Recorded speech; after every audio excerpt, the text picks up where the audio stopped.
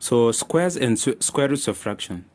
I'm assuming you know that to find a square is just a number multiplied by itself, and the square root, well, it's the square root. It's the square root. Now the number that multiplied by itself is what you call the square root. So when a fraction is multiplied by itself, it's called a perfect square. So you're asked, find the square of 2 over 7. What do? Just multiply 2 over 7 times 2 over 7. What do you get? 4 over 49. This is the answer. This is the square of 2 over 7. Another one, 1.5. Find the square of this number. 2 times 1, you change, since you're multiplying this number by itself, you change this one into an improper fraction so that it can become easier to multiply. 2 times 1, 2 plus 1, 3. 3 over 2 times 3 over 2. What do you get? 9 over 4. This is the square of the fraction. So it's just as easy as that. Finding the square root on the other hand, find the square root of the other hand. So find the square root of the other hand, you just find the square roots of the numbers that are in the fraction. For example, you have been given 9 over 16. Find the square root of 9 over 16. You find the square root of 9, you find the square root of 16, then you put them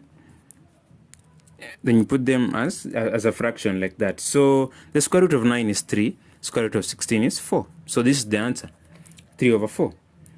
Another example, square root of 16 over 36. Find the square root of 6. Okay, find the square root of 16 is 4. Find the square root of 36 is 6. But you need to remember one thing. With the square roots of fractions,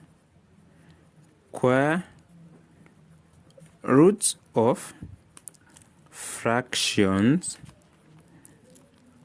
cannot be simplified. For example, square roots of fractions cannot be simplified. For example, here we got 4 over 6. In a normal scenario, you are to simplify by 2 by 2, 3. But since it's a square root, this is the answer. So if you have two choices and you're given 2 over 3 as a choice, don't put 2 over 3. This is the answer. 2 over 3 is wrong. Because when you multiply 2 over 3 by 2 over 3, you won't find 16 over 36. You'll find 4 over 9. So it will be a wrong answer. So the square root of this is this. And that's just it. Now we have one more square root of mixed fractions. For example, let's say it's an exam that you've been given. Find the square root of 119 over 81. What do? Convert this to an improper fraction. 81 times 1, 81. 81 plus 19, 100. So it's 100 over 81. See, it's become simple. Find the square root of 100 over 81.